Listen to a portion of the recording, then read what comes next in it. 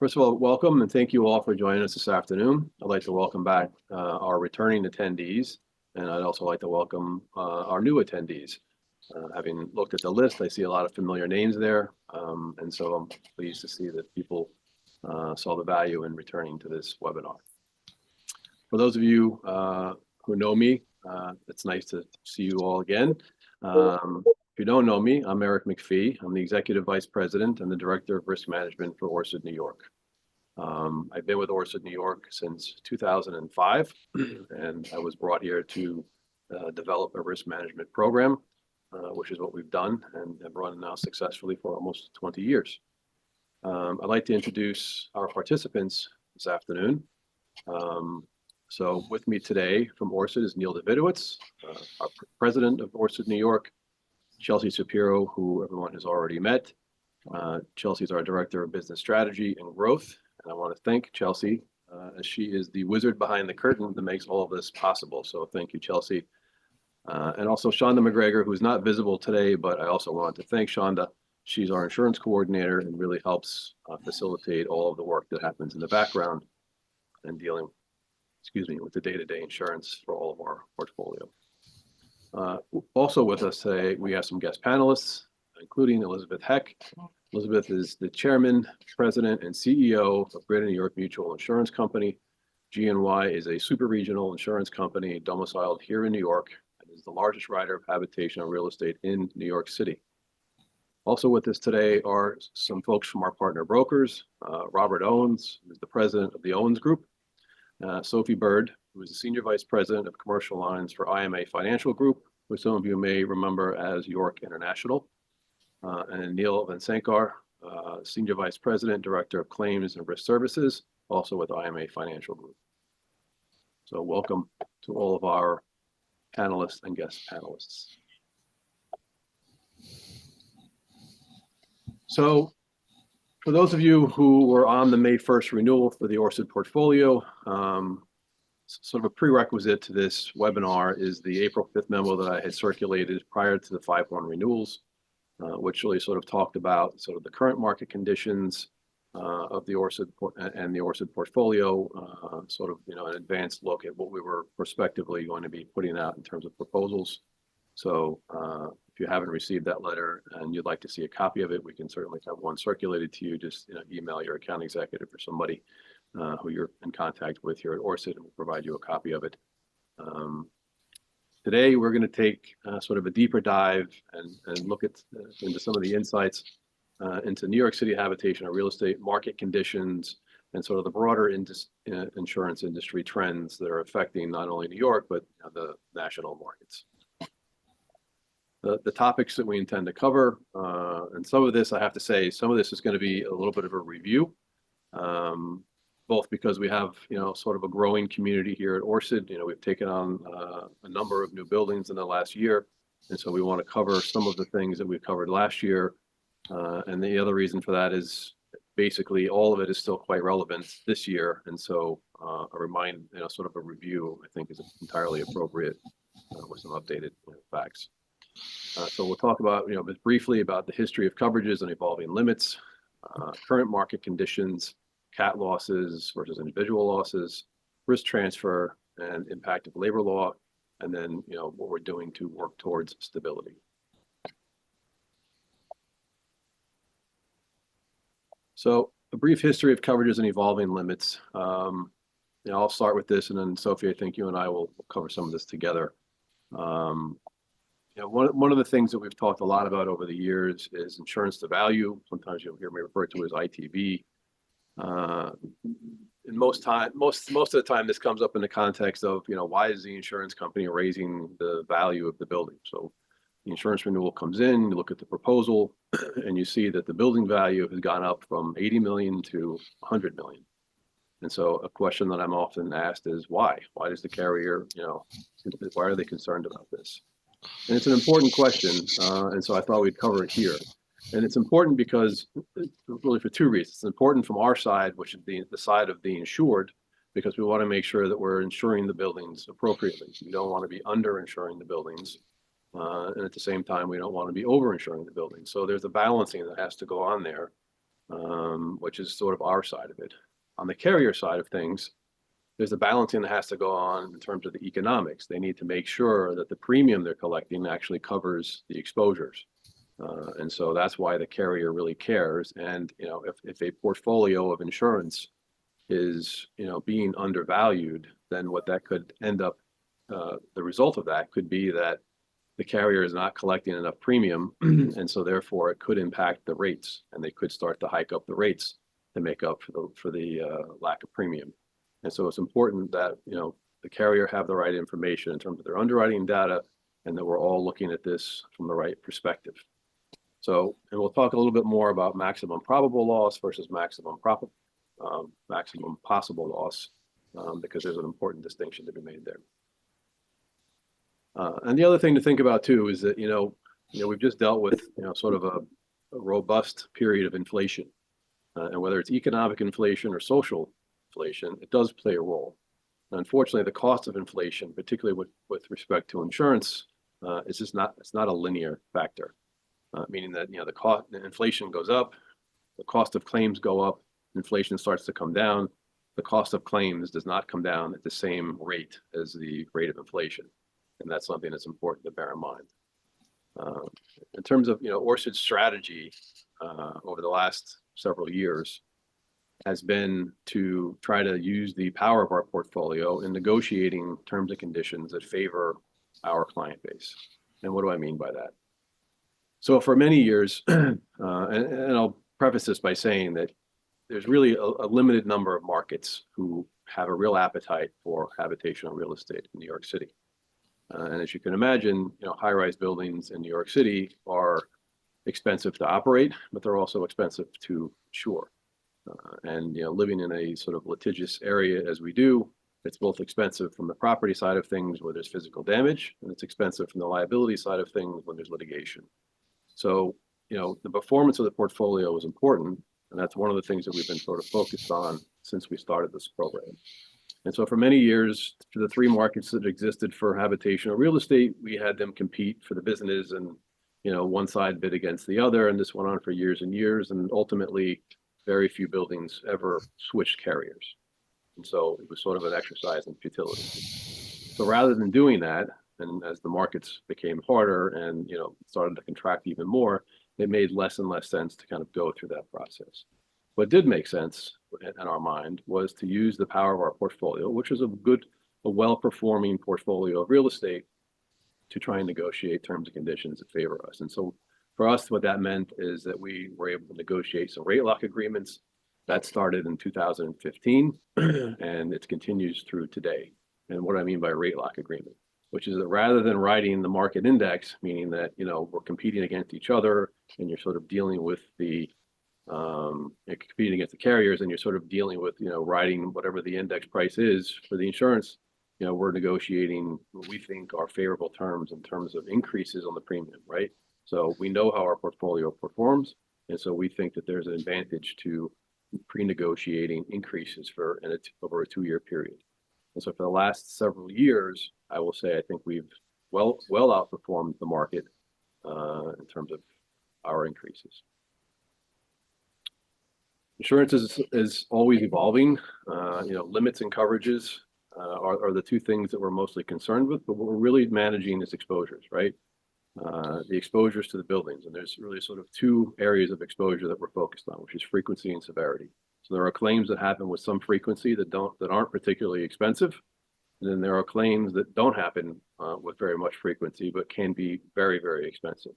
And so the balance is always trying to ensure for what we consider to be, the appropriate exposure. On the severity side of things, obviously you want to make sure that you have insurance in place for that. But from a frequency standpoint, you may not always want to rely on your insurance, because what you could end up with is a loss history that reflects multiple numbers of losses that aren't a lot of money, but could be indicative of something bigger to come down the line. And so the insurance companies are sort of focused on that. So it's all interrelated, both in terms of property and casualty. And in terms of the evolving exposures, we're talking about things that a few years ago we weren't talking about. On the property side, we're talking about e-bikes and fire risk. We're talking about climate risk, subtropical climates, wind and flood exposures that we hadn't had before. And on the casualty side of things, with this potential liability, we're still very focused on the labor law risk. That hasn't changed. In fact, if anything, we're more focused on it because the exposure has gotten greater.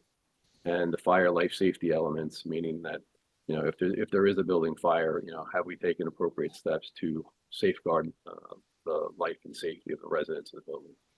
So those are things that we're sort of very focused on today that many years ago you didn't hear as much about. And I'd wanted to spend a quick moment, I really get a little short on time, just talking about, flood and weather related risks. That's a big concern these days. The evolution of the umbrella market, which Sophie is going to talk about a little bit more in detail for a moment or so. And then, how we need to be more thoughtful about our limits. So Sophie, do you want to just quickly cover the umbrella? Sure. So before we talk about where the market is right now, we're just going to go back a few years and talk about what the umbrella market looked like 5 to 15 years ago. So if we go back to the years between, 2010, 2019, the umbrella market was much more robust, especially in New York, than it is now. You had multiple risk purchasing groups that were offering very, very high limits of umbrella coverage at very low pricing. So buildings could easily obtain between $40 and $200 million of coverage, sometimes for as low as $30 per door. So the umbrella programs also didn't have as strict underwriting guidelines as they do now. We've got it up here on the slide for you. There were very minimal underwriting questions, and pretty much any building would fit into these risk purchasing groups for the very, very high limits at a low cost. And what's happened over those years is that the average size of claims, particularly New York labor law claims, not only did the frequency of them start to increase, but the settlement amount started to increase significantly. So where the average payouts used to be for under $1 million, the claim in its entirety was settled within the first $1 million of a general liability policy. Those claims really started to pierce the umbrella, which were not priced appropriately to handle claims of that magnitude. So over that period of time, these carriers started to see really the true exposure of writing umbrellas in New York, and the market started to shrink significantly, bringing us to where we are now. So now, instead of having 5 to 7 risk purchasing groups, there are really only 2 or 3 that are participating in the New York market. They have really, really tightened their underwriting guidelines. So the fire life safety requirements are much stricter than they were previously. If you have a building that's over 8 stories, you're looking at needing a full sprinkler system or a standpipe with a central station fire alarm. Over 20 stories, must be 100% sprinkler to fit any of these programs. So the appetite is really, really restricted, and the pricing has gone up significantly. You're looking at probably on average at least $1,500 per $1 million of coverage, which is astronomical compared to what buildings were paying back in the 2010 to 2019 period of time. And that's for buildings that don't have claims. That's for buildings, yeah, exactly. That's for buildings with no claims, pristine loss history, no labor law claims, no slip and fall claims. And, Eric mentioned New York labor law, and I know we're going to talk about that more in depth later, but just know that's not the only issue right now. With social inflation, the average price of just your slip and fall claim is significantly higher, typically piercing the umbrella layer. So it's driving up pricing across the market. There are more risk purchasing groups available outside of New York, but know that pricing in those markets are going up as well due to social inflation. So these claims are happening across the country. It really is the issue of New York labor law that's specific to New York. Great, thank you. So now we're going to move on to some of the current market conditions and some of the challenges that are being faced, both locally, regionally, and nationally by the insurance industry. And Elizabeth Peck is going to walk through some of the points. Okay, so I have a couple of slides to go through to explain what's happening in the insurance market and why. Eric gave a really good summary, but just to get a feel for what happens in the insurance space is that insurance pricing is cyclical. And you will see price increases, and you'll see a reduction in capacity following a period of pain. And there has been a significant amount of pain in the insurance space, both in the property and liability lines of business in recent years. And when you think about what was happening just across the country with the unstable economy that began during the pandemic, and when you combine that with what happened with inflation, it really pushed insurance to a breaking point about 2 years ago.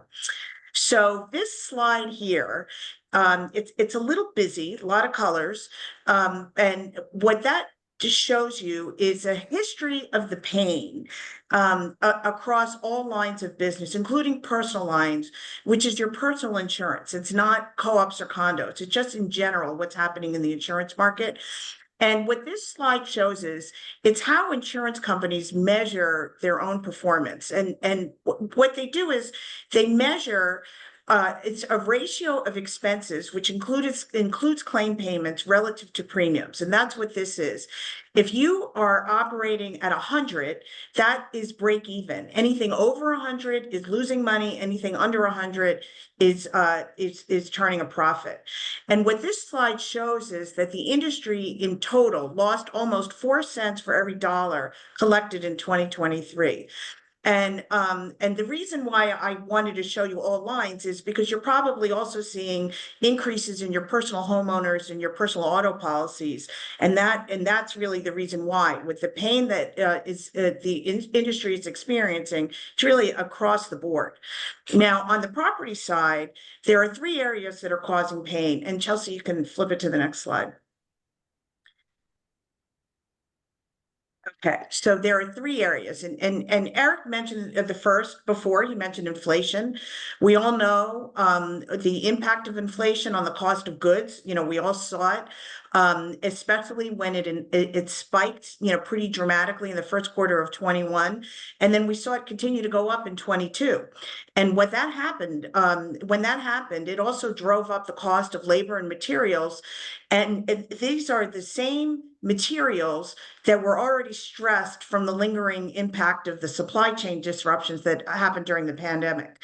Now, inflation moderated in 2023. It's definitely, everything we hear from the economists, interest rates are still, we're not quite at our target, but it's definitely much better than where we were, but inflation is still elevated. And as Eric mentioned earlier, some of the costs, like the cost of labor and the cost of materials, never really dropped back down. So these costs now are about 40 to 50% higher than they were pre-pandemic. And what that means is that the cost of the claims, just a run-of-the-mill claim, is about 40 or 50% higher than what most insurance companies expected in the way that the policies were priced when the policies were first issued. Now, going back again earlier to what Eric mentioned at the beginning, it's for that reason that insurance companies are re-estimating the cost to repair or replace the properties that they're insuring, just to make sure that the values reflect current conditions. And, again, I can't stress enough how important that is, not just for the carriers, but also for the policyholder, because if your policy, and this applies to your homeowner's policy as well, if you don't have enough coverage, if the limit isn't accurate, you could fall short in the event of a loss. So it's very, very important to check with your broker, and Bob will talk a little bit about that when he talks about the importance of having a homeowner's policy. Now, the second driver of property premiums is the weather. And what this slide shows, it's a busy slide, but it's a good one, because what it shows is the cost of weather events since 1980. There's a lot of talk in the news, certainly a lot, by a lot of legislators about climate change. And we all know whether or not, anyone agrees on the reasons that the weather is changing, but the weather is definitely changing. Then what we've seen is, and we all see it, is that the cost of the claims and the frequency of the weather events increased dramatically. And that's concerning to writers of property insurance. And just in terms of dollars, when you look back from 1980 through 2021, the average cost of a weather event across the country was $24 billion a year. Every year there's lots of weather events, and on average it costs $24 billion cost insurance companies. When you look at the 10-year period from 2012 through 2021, the cost nearly doubled to $44 billion, and that is really the changing weather patterns in a nutshell. It's what we all know about. But beginning in 2020, look how those spiked up. The cost is actually averaging $83 billion a year, and that's a very extreme number. Even in 2023, there was a number of losses. It didn't impact New York, but just across the country, it's a new type of loss that we're seeing with more regularity, which is severe convective storm, which is essentially tornado hail. And that is something, it's another concern to insurance companies, is that the nature of the weather events are also changing. So they're not only more expensive and more frequent, but they're also changing. So in New York, for example, Hurricane Ida happened in 2021. That was in 2021, the industry experienced $85 billion of claims. Some of that, 36 billion, was because of Hurricane Ida. And in New York City, we had claims from Hurricane Ida. But what made this event different than, say, Hurricane Sandy is that the floods were not caused by storm surge or high winds. And the buildings impacted were not necessarily near the water. I mean, we saw flood claims in buildings in the middle of Manhattan that isn't anywhere near, close to a river. It was just a lot of heavy rain. And the reason why this stands out to insurance companies is because it's not the type of event that is expected in the Northeast. It's the type of event you see in Louisiana. You see it in Florida. You don't, you see those rivers with houses floating down the river. You don't expect to see losses from rain. And insurance companies are in the business of paying claims, so we're okay with that. But what this does is it adds an element of unpredictability, and that's the part that insurance companies, have some trouble with. Now, the last area impacting property is the reinsurance market. All companies buy reinsurance, which is insurance for insurance companies, and without it, insurance can't operate. In 2023, there was an undersupply of reinsurance because of all of the losses, and that pushed up rates and it forced insurance companies to pull back. Now, what I will say is capacity has opened up in 24. It's gotten better, and that relieves some of the pressure in the market, but the pricing is still high. And so, depending on what happens this year, there's a big prediction that there will be it's expected to be a higher than average hurricane season. If that does not come to fruition, then I think there will be more relief as the year goes on. But we will wait to see what happens with that. Now, the next slide, Chelsea. Okay, now this slide is a little hard to read. There's a lot of columns there with some numbers. But what this shows is how these factors have impacted the insurance market for commercial real estate. Now, commercial real estate is included as part of commercial multi-peril, which is what's in the middle of the page. So there's that red, you see a red box in the middle of the page. And what this shows is that this line of business, which includes all the co-ops and condos and co-ops and other real estate business throughout the country, did worse than the overall insurance market. CMP lost 7 cents for every dollar collected in 23, almost 6 cents in 22, 6 cents in 21, and almost 10 cents in 2020, and another 5 cents in 2019. So, and the reason for showing you this is that you understand that insurance in commercial real estate has been stressed for quite a while, and that is sort of what it's being reflected in the general market dynamics. But now, and because of that, those are some of the changes that that the general business has seen, over the past couple of years. But as Eric pointed out, while these market dynamics matter, the good news is that the Orsid portfolio has paid attention to these things. Orsid generally has paid attention to building values, so most of the buildings weren't that far behind, so there weren't large premium increases.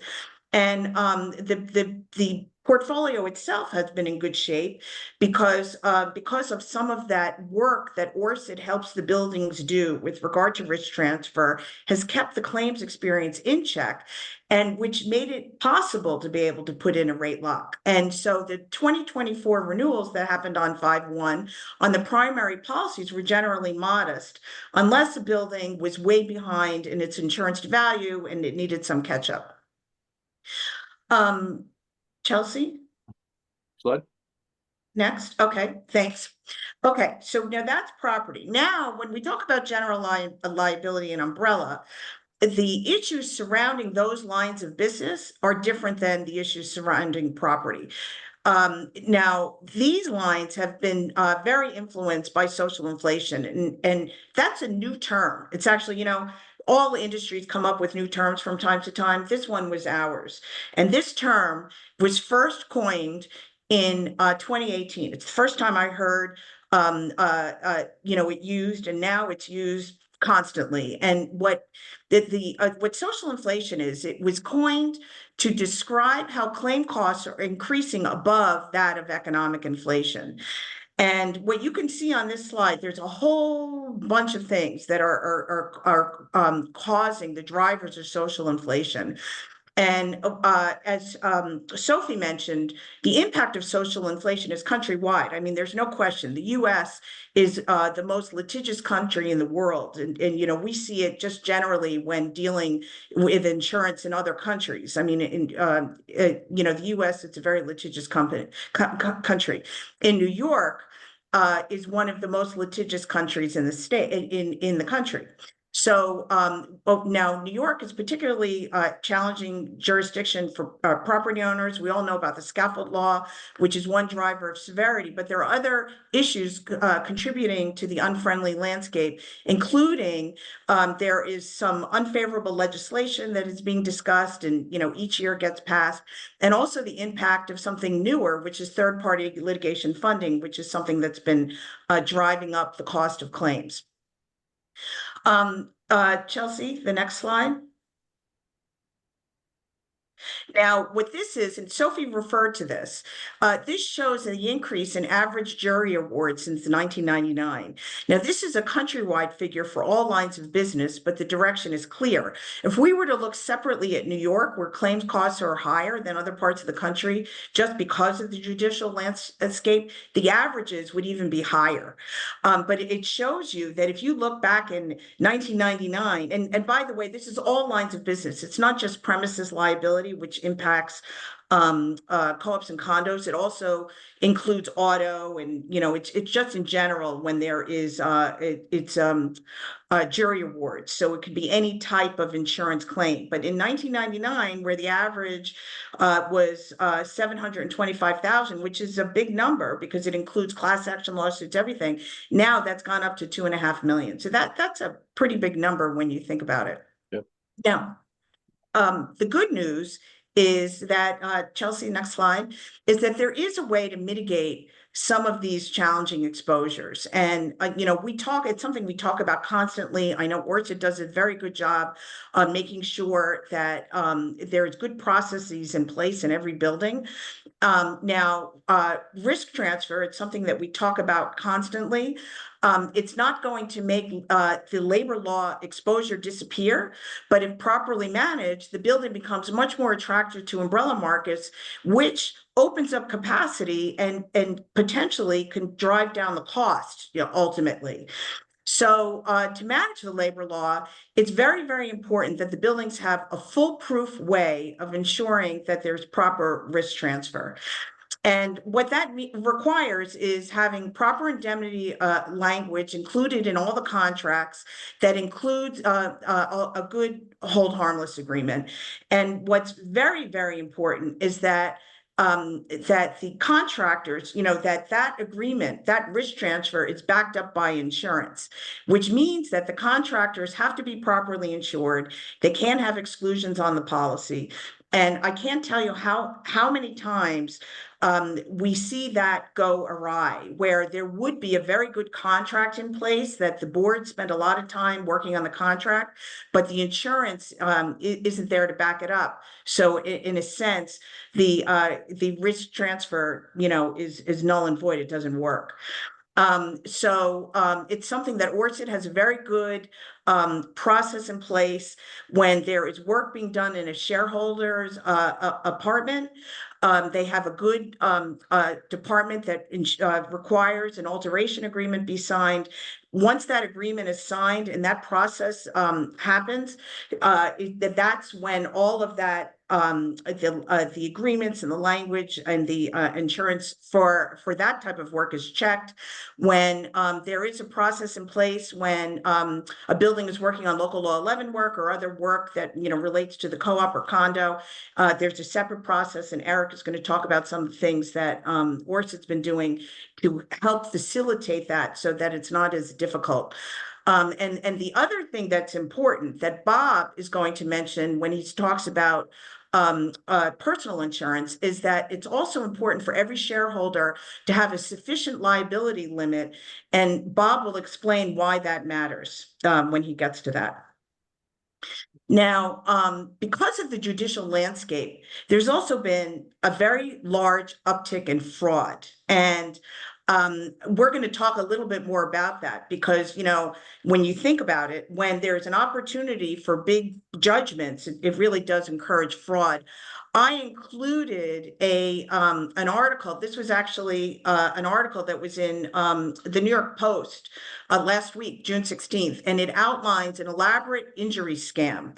And, you should read it because it's really good reading. But, essentially, it's just an example that MS-13 Russian mobsters working with plaintiff attorneys to encourage medical procedures because it drives up the settlement value of the lawsuit. And that's when we talk about social inflation, that is one of the big contributors. Now, Neil is going to give you some examples of how the industry has been battling fraud later on in the discussion. And there's also some things that you can do as boards and to encourage in your building. Chelsea? So, one of the things that that you can do, and we spend a lot of time talking about labor law, and labor law is one of the big drivers of severity, but trip and fall claims drive frequency, and even the cost of those claims are up for all of the same reasons. Now, when we talk about battling fraud, one of the things that is important to do is to retain the security tapes when an accident occurs. And so what might happen in a building, either outside your building or inside the building, someone may fall and a claim isn't actually made because, it may take a while. Sometimes, somebody has a bad injury. Sometimes they don't have much of an injury. They get up and then a year later, a lawsuit comes in. What we advise all of our policyholders to do is that if there is an incident, no matter what it is, pull the tape, the security tape, because this will help us in our investigation. And the other thing that we suggest that even if a claim wasn't made, to contact us either through Orsid or through your broker, and we will tell you what to do, because one of the best ways to prevent an out of control claim is to conduct an investigation as soon as an incident happens, because we can record the facts and we can document the evidence, and that helps us in the event that the facts change once a plaintiff goes to a lawyer. So that's just something that we suggest. The other thing that we suggest is that, and again, thinking about trip and fall claims, is that when you have damaged sidewalks, everybody has it. It's New York City. It happens all the time. That you should make a point of fixing the damaged flags. It does make a difference because if somebody's going to trip and fall, and that is there, that it means that there's potential liability. But again, if you contact us and, we could send somebody out and we will look at the flag and we'll let you know what you should do. One of the other things that that we advise, there are some areas outside the building that are not the building's responsibility, and it's better not to touch it. So, for example, if the tree wells are damaged and the tree roots push up the sidewalk, that part of the sidewalk is the building's responsibility, but not the tree well. If there is damage to the curb, that isn't the building's responsibility. That's actually the city. And also, if sometimes there are issues with those underground vaults where there are grates, that's also the city's responsibility. Now, we all know the city is notoriously slow at getting anything done. So the thing that we recommend is that even if it's not the building's responsibility, And you've, but but it's the cities, it's important to establish a record with the city. So contact the city, make sure, that your property manager does make contact and continue to do it, even if they don't respond, because then we have something to defend, in the event, to use, in your defense, should a claim come in. Let's go to I think we're gonna, Yeah. this Yeah, is okay, a summary good. of the market conditions, right? So I think we covered, basically all of these bullet points, and this slide deck will be circulated, but we sort of talked about all these bullet points. So this is just really a summary for you all to review once you receive the slide deck. And the next thing we're going to talk about, just real briefly, because we're running kind of short on time, is combating fraudulent claims. Liz alluded to it, but Neil will just walk us quickly through what I see is sort of a light at the end of the tunnel. Finally, for some for the insurance industry to fight back. So Neil. Sure. Thanks, So, Eric. Go ahead, Neil. I'm sorry. Sorry. Okay. So obviously, very, very quickly, recently it's come to our attention that Tradesman, one of the programs here in New York City, has filed a RICO lawsuit against a number of law firms as well as a number of medical providers, essentially alleging that they've committed fraud, that all of the a number of claims that they've submitted to the courts have a lack of injury, lack of causation, and they've charged them with committing massive fraud in the tort system as well as the workers' compensation system. So right now, I would say we're probably in the first inning of what's going to be a 9-inning baseball game, but we are seeing some positive developments. One particular law firm has already withdrawn from about 200 to 250 different lawsuits, and those cases now are pending either dismissal or substitution of counsel, which may or may not occur. So, keep in mind this RICO lawsuit is the same type of avenue that the government used to put organized crime, in jail. So, essentially what Tradesman is saying is these plaintiffs' attorneys have been acting like the mob. So it's been a very sophisticated scheme where they're having individuals go to work sites, allege a fall off of a ladder, go to a certain diagnosing physician. That physician will send them to an expert. That expert will then require a surgery and so forth and so on. It's been going on now since the allegation is since about 2018, and we're hoping that this lawsuit and the news that's been circulating around it will help alleviate these types of claims in the future. Yeah, and this is not new. This sort of fraud is not new, but I think on this scale, that I think is something that is sort of surprising. And what's also surprising was the depth to which the Post went to talk about this, because as you probably all know, the Post doesn't usually go into very long, in-depth articles, and they were pretty detailed. So thank you, Neil. Yes. Okay, so liability limits, how much is enough? That's a question that I'm often asked, particularly now, when umbrella limits were, available and affordable at $100 million and $200 million, and in some cases more than that. It wasn't a question that really came up often. People would say, how much do we have? 100 million, 200 million. Oh, okay, that's plenty, right? Now that dynamic has changed, right? And so I think it's important for us to sort of think about liability limits. It's sort of in the same vein that we talk about property limits, right? We talked about maximum possible loss versus maximum probable loss. So what do we mean by that, right? What we mean is, when limits are available and affordable, then we can more readily insure for what we think is a maximum possible loss. But when they're not, and then we're in a market like we're in today, where you couldn't buy $100 million in most cases, and even if you could, it would be exceedingly expensive. Then we have to start to think about, okay, what's the maximum probable loss? These results that you see on the screen here are actually from the Greater New York Mutual portfolio, so they're a little bit skewed in this sense, and I'll say that because, essentially, I think GNY fights and defends these cases more vigorously than a lot of other insurance companies that are not domiciled in New York. And so I think these results are a little bit skewed and on the low side. But so our research, as we talked about last year, shows that the claim events can happen and result in claims that are and anywhere from $1 million to $2 million up to $20 million, and in some cases much more than that. And what we're really talking about in terms of the maximum probable losses. What does that mean? Does that mean that you had a boiler explosion and you had multiple fatalities in the building? No.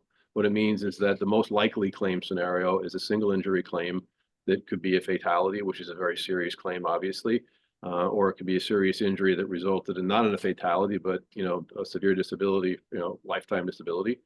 And so what we're looking at are those types of scenarios as being the more likely. And even, believe it or not, like a trip and fall can result in a serious injury claim or even a fatality with somebody who's elderly. So and for other folks.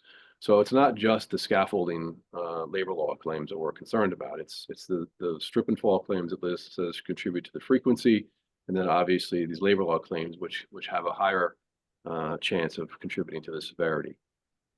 So you can see some of these numbers here. Obviously are if you had a $5 million umbrella, you'd probably be pretty nervous about this. And if you had 2 of these claims in 1 year, you'd really be nervous because then you'd be pushing up against your aggregates. So our view of it is that we think that $20 million is sort of the bottom of our comfort range. We think $50 million is, in this limited marketplace, because that's what's available, is at the higher end of our comfort range. And, obviously everything in between that $30 million that separates those two numbers, obviously, as we get closer to the 50, we have a higher level of comfort. So these are just some claim examples. Here are some claims examples from rental buildings. These are not buildings that are owner occupied. Again, you can kind of see some of these claims are pushing, and these are, if you look at the dates, some of these are even older. If we updated this, you would see, in accordance with the slide that Liz had up earlier, some of these values would be inflated even more. We're talking about, 13, 14 years ago. So these numbers are a little dated. Okay. D&O is an area that we haven't spoken a lot about. We see the exposures there being less, but nevertheless, probably the most important coverage to most of the people on this call, because we have a lot of board members on this call, right? So these are some examples of some potential D&O exposures and where we've seen some claims paid out at higher values. And I will say that, despite what you see on this slide, most D&O claims, I think, get resolved by settlement. It's rare that those claims actually go to trial and result in some kind of a verdict. And if you've heard me talk about D&O, I say it covers a whole lot and it covers nothing all at the same time, which is which is sort of the nature of D&O, because it's intended to cover wrongful acts subject to any exclusions.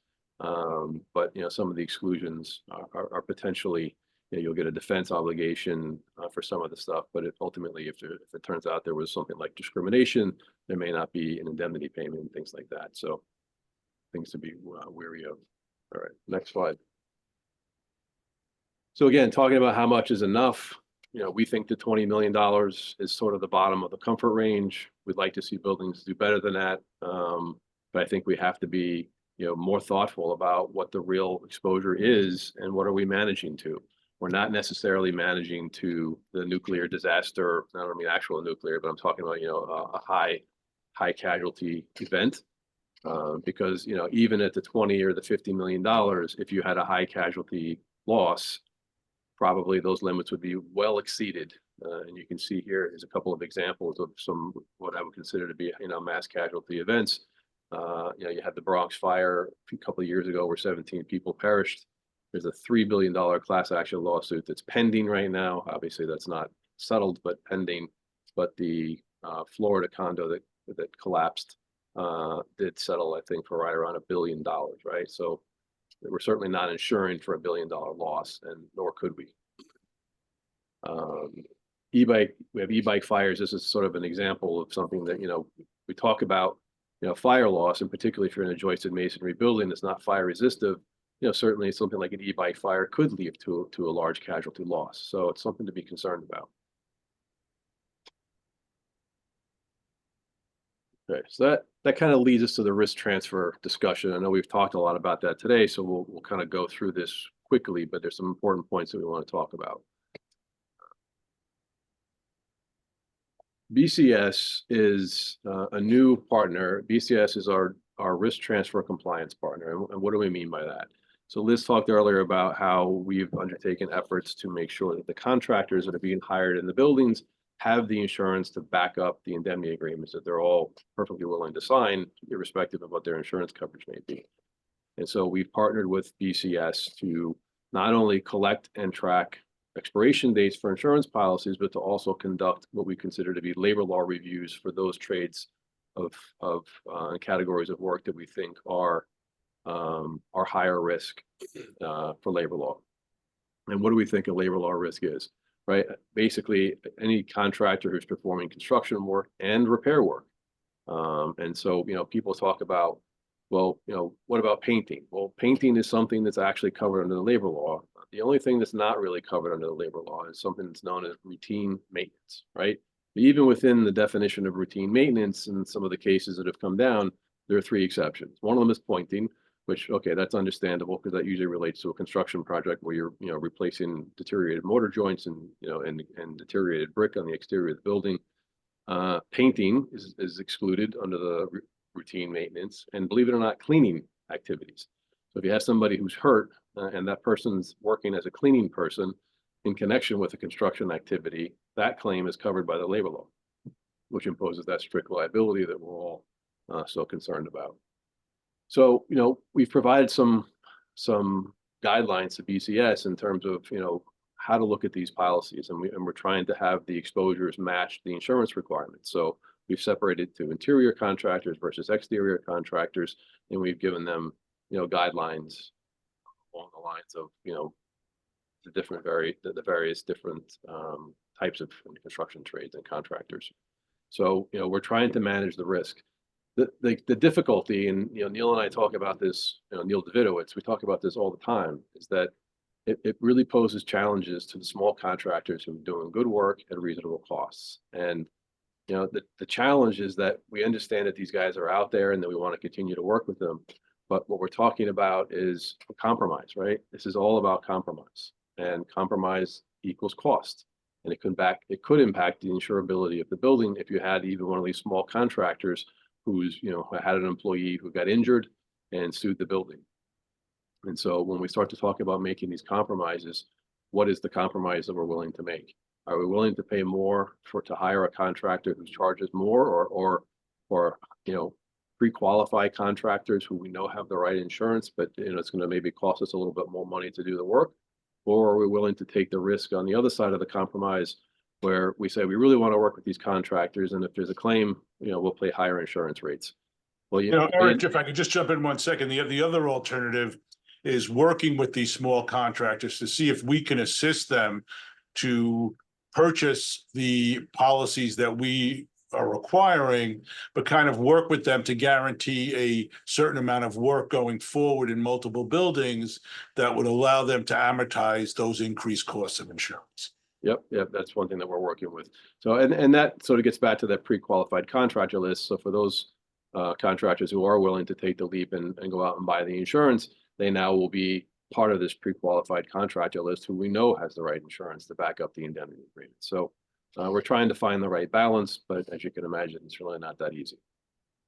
And the other thing that I think we're going to talk about next, that Bob is going to cover, is really the homeowners insurance, and really, understanding, how that sort of dovetails into the whole risk transfer process, what's its role, and so on and so forth. So, Bob? We're very short of time, so I want to try to keep it simple by saying that think about your own apartment now.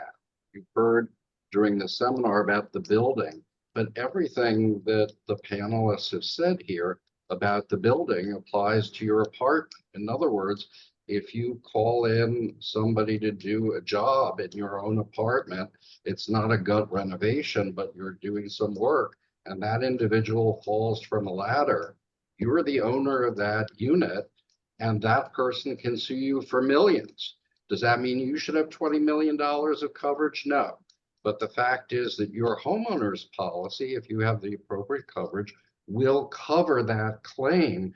But what we're really trying to say is don't have that claim, because if you have that claim, you may never get insurance again in the current market that Liz was describing, because everybody shares information through an exchange called Clue. It's like an insurance credit report, and they're going to find out you had $1 million claim on your record. and no one will cover you. You'll have to go to an excess market like a Lloyd's of London. You'll have a stripped down policy at a very high price. So we think, to Eric's point about compromise, it's better to pay more for the contractor that has the right coverage, so that if you got a claim, if somebody fell in your apartment doing work, as was described here, that person's claim will go to the contractor. You won't hear about it. I also want to pick up on something Liz said about the property side, because this, just like the building, you have property and liability on your homeowners. This is the property side. If you haven't talked with your broker lately, you should be, because the social inflation, or the inflation itself about building materials and so on, it just costs so much more to fix the damage. Under most good policies, you're entitled to new for old. But if you haven't looked at it in 5 years, you might easily be 50% or more short to put it back. And that's something also that can be remedied preemptively. And my slider talked about, we're happy to talk to buildings that want to, require coverage. Many of the Orsid buildings do already require coverage for shareholder apartments. It makes life a lot easier when neighbors have their own insurance company and the adjusters handle the claims, rather than getting into a tiff in the elevator about things. And it is a business. It is really a business unto itself. Water damage claims are the ones that are still the most prevalent, fortunately, not fire, which is probably more dangerous, but generally water damage claims affect, 4 or 5, and in some cases even more apartments because of gravity. So that's a lot of people to get together if they don't have insurance, whereas if everybody has insurance, the insurance adjusters sit in a room and figure it out. So, both Owens Group and IMA Financial, we work closely with all of the Orsid buildings to provide the current information on all the available options. And I'd encourage everybody to take advantage of that, either with us or with their own brokers, to be sure that they have the right coverage at claim time. That's when it really counts. And this is the easiest time to do it, when there's no claim. Don't get surprised at claim time. Yeah, thank you. Fortunately, they don't happen that often, but if it's you want to be sure you have the right coverage. Yeah, thanks very much, Bob. Yeah, and we're going to be circulating more information about the role of the personal lines homeowners policy. And, we've talked to several boards about, during the course of an alteration, do you want to change your requirements when there's a higher risk and more exposure and things like that. So more to come on all of that.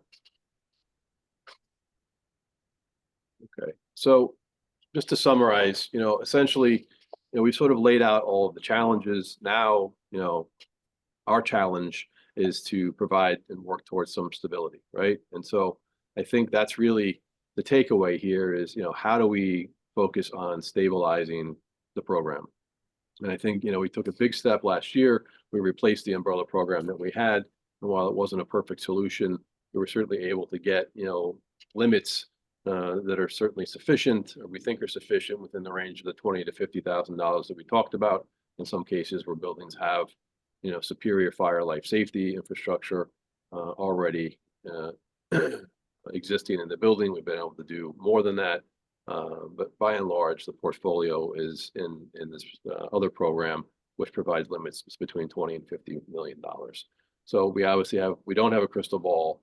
But what we're trying to do is control those factors that we can influence, right? Loss control, we can't control inflation and legislation, but we can provide, education about risk transfer to our communities. And particularly, we think that educating residents, as Bob just was doing, is really the key. We've spent a lot of time educating the account executives, the boards of directors, the boards of managers, the employees of the building about risk transfer and the risks of labor law exposures. And now we think, the next frontier is really sort of preventing the pitfalls that may occur with, the individual shareholders and unit owners in their own unit work. So our focus is on stability, affordability, and suitability of products as we move forward. And we're committing to working smart. We're committed to working with our partners and forming new relationships to benefit our clientele. So as we've always done, and we intend to continue to do. So I think, unfortunately, we've all talked a little too much. So we'll do our best to kind of go through and answer the questions that have been asked. So Chelsea, if you could lead us through those questions. Absolutely. So starting from the top of our presentation and going, starting there with our questions, we have one from Gail Zweig. Are you seeing similar difficulties and limits on individual shareholder property policies as you're seeing for the whole buildings? Bob, that sounds like more of a personal lines question, so I'll let you take that one. Bob, you're muted. You're muted, Bob. I'll unmute you. The answer is definitely yes. Prices have gone up significantly all over the country. And when you see insurance on the front pages, and in this case, personal insurance, both auto and homeowners, when you see articles about insurance on the front pages of the paper, you know it's a problem because usually nobody cares about insurance. So they care about it when there are these disruptions, and it's very disrupted. Again, because of water damage claims largely, and a number of the companies are insisting, you know, what do you, in a house, if you own a home, you can put a water flow system in place where it turns off the water in the whole, you know, in the whole home. You can't do that in an apartment in a building. But what you can do, and many of the companies are insisting on this now, is water detectors, leak detectors under toilets, nearby dishwashers or washing machines. So a lot of this technology is coming, and that may help. To Liz's point, that maybe the market will get better. Maybe this technology will help, because if the claims come down a little bit, there may be some relief, but you still have the problem of the cost of repairing the parquet floor that gets wet is enormous compared to what it was 3 or 4 years ago. Yeah, true. Thank you, Bob. And just a reminder to everybody, if you have questions, please put them in the Q&A, because we will be able to get those that we don't answer afterwards for you. Thanks, Bob. Thanks, Eric. All right, the next question is from Allison McEwen. What are Orsid's recommendations for requiring individual shareholder policies, meaning types, amounts, carriers, ratings, etc.? Sure. So I think, you know, and we can have a discussion offline about this for anyone who's interested in talking. I spend a lot of time talking to boards about this, but, you know, I think, you know, you don't have to worry too much about the types of carriers, because other than in rare circumstances, like Bob suggested, for the most part, you're not dealing with non-admitted markets and things like that. I think where the buildings should be focused is on the liability limits, and having that could be very different from one building to the next, and really educating. And some buildings will require and many don't require, but really I think the important thing is to educate people on what the exposures really are, which is that many times people will buy a homeowner's policy and a contents limit, but they won't focus on the dwelling limit, which is the limit that applies to the permanent installations made by the unit owner and or the shareholder.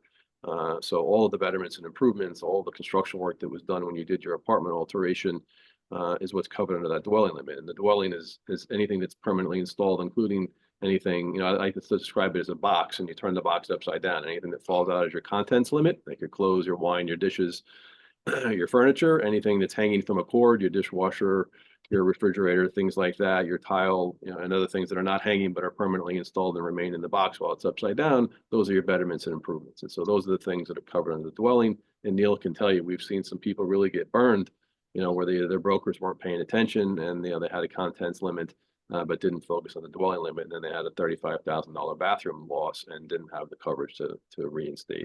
To Eric's point, we see tremendous underinsurance on the improvements and betterments compared to the contents. And that's because sometimes brokers do not understand what the requirements are in a co-op proprietary lease or a condominium declaration. What's the condo and co-op's responsibility versus the shareholder or unit owner, and it ends up in real potential exposure for the residents. Yeah. And we found out over the years, a lot of that happens with people who have brokers outside the New York area. And they really don't know. A lot of people who are the more sophisticated ones, they know when to say when, and they try to get people like us involved because they know that there could be a problem. But if it's not a sophisticated person in Texas or in Florida, you wind up with that exact situation that you described. But in terms of the guidelines that the board might implement, I have a base document that I can provide. Just simply reach out to your account executive, and we can start with that and go from there. Thank Next you. question. This is from Gil Rattray. Do any carriers have less strict risk transfer requirements? I would say none that I'm aware of. Some are more strict than what we're talking about here today. There is a carrier out there who offers a much higher umbrella limit than anyone else, but they also are really making it difficult to do work in the building, whether you're a shareholder unit owner or the building itself, because they're reviewing every single contractor's insurance policy who walks through the door, and oftentimes they're rejected. So, there's more strict programs out there, but I think what we're talking about is sort of the middle of the road in terms of what's generally required. And even if there was a carrier who was less strict, which would lead you to believe that you could be less strict, it's a misnomer, because if you were less strict about it and you had a claim, that carrier would still probably drop the coverage, and now you're going to be out in the marketplace with a fresh claim on the books looking for new coverage, and it's going to be very difficult to place. And you know what, Eric, to add on to that, if it's a claim that could have been prevented with good risk transfer, that makes it even harder. Sometimes, when claims are fortuitous, insurance companies are here to pay claims. That's what we're here for. But when a claim could have been prevented, that's when the carriers, that's when the market sort of drives up. And they're asking for that information. So it's not a matter they're just looking at the loss run saying, okay, yes, you had this loss. They're actually saying what was done, send us the contracts around this project. We want to see what was done. Why did this risk transfer fail? I mean, and then there's some umbrella programs that if you have, whether it's an open, closed, paid or not paid, labor law claim on the books, that you're automatically disqualified from their underwriting guideline. So that's a very difficult situation to be in as a real estate owner when there's not that many markets out there. Thank you. This one is from Chris Gilfond. Has the risk of e-bike fires impacted underwriting standards? Does having specific building rules limiting / prohibiting e-bikes or having dedicated charging impact area impact insurance availability or pricing? Chelsea, I'll take that one. The thing about e-bikes is that the fires are run hot and fast, and it's an exposure that is out there. So when you say, does it impact availability and pricing on a building, say in the Orsid portfolio? Not necessarily, but it is something that insurance companies are aware of and concerned about. So if you have a building where there are a lot of e-bikes and it looks like there's an uncontrolled exposure, that could be a problem. Now, the question that you asked was whether or not having some sort of policy in place, would it help? It would help. So if you had a policy, say, banning e-bikes, that would certainly help. I've seen Orsid has some recommended language that you could put in a house rule that limits and makes it clear that either an e-bike is banned, or that should there be some issue, it's the responsibility of the shareholder. So I think Orsid could probably share that information with you. Yeah.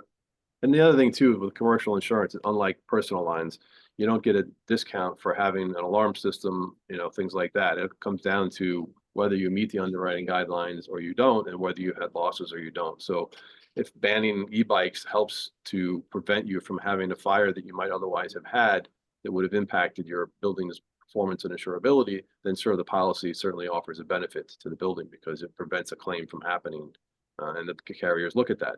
But you don't get the credit for the policy in terms of, you won't see a premium reduction for that, but you will be more insured. Thank you.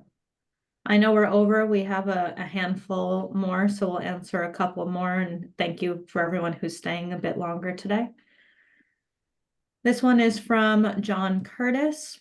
What about contractors doing alteration work for shareholders, i.e., how much insurance will they be required to carry? mean, ideally, we would like to see contractors on the interior side of the building carrying a $5 million umbrella. So their general liability policy for $1 million plus a $5 million umbrella. We understand that's not always possible, and more so, even if they had a $5 million umbrella, chances are they may have some exclusion under the policy that would prevent you from ever getting to that limit, which is another sort of challenge that we're dealing with. So it's not about just the limits, it's also about the coverage. If you can't get to the limits, they can have a $100 million limit. Doesn't matter. You can't get to it because they have exclusions that prevent you from getting to it. So it's a balance of, I'd rather have a guy who's got two or $3 million umbrella who I know they have, coverage that I can actually get to the limit. So I would take that over a guy who's got a $10 million umbrella, but there's challenges of getting to the limit. And so it's really a delicate balance. And, I think this is also the role of homeowners that we sort of talked about, which is that knowing that probably more so than not are not going to qualify both on a limit and coverage basis. I think having that homeowners policy in place that, you as a shareholder can rely on, because ultimately you're signing the alteration agreement, which says that you're going to indemnify the co-op for any losses arising out of your work. So I think there's a lot of components to this. It's somewhat complex, and John, I know you and I are going to have a call about this in another several days, because I spoke to Al about it again the other day. So more to come on that. All right. I know we have some folks that have to hop for some other meetings, so we'll answer one more question, and then any questions that we didn't get to, we will send out a document with our recording with the answers to the rest of the questions listed here. Last one, for co-op owners who do renovations, since it's a co-op and the contractor they hired could hurt themselves in the unit, each co-op should review the alteration agreement to make sure they're covered from the owner, since they could come after the co-op, correct? Absolutely correct. The thing about a shareholder is you don't actually own real property. You own shares in a corporation that owns the real property. So the real exposure for labor law claims is against the property owner, which in this case is the cooperative. However, the shareholder is exposed because they will likely have signed, as you suggested, an alteration agreement that says they're responsible to indemnify the co-op for any losses that arise out of their work. So, it's sort of a double-edged sword. So both have exposure, and if the contractor who the shareholder hired, if their insurance is inadequate or somehow doesn't perform, and the shareholder's insurance, is inadequate or doesn't perform or doesn't exist, then the co-op's insurance company, in this case, potentially GNY, gets stuck with the claim, which is what we kind of see as worst case scenario for the building. But it's why those alteration agreements are key, because it protects the co-op. So, and it what it does is it voids what would otherwise be in a proprietary lease that would prevent the shareholder from being responsible. So it actually helps protect the building. Excellent. Okay. So Chelsea, to your point, we'll happily, answer the rest of any questions that were put in here and circulate the document as we did in the last two webinars. I just want to really thank everybody, all the panelists and the participants for everything that was, that happened today. And more importantly, all of the attendees who you really make all of this possible.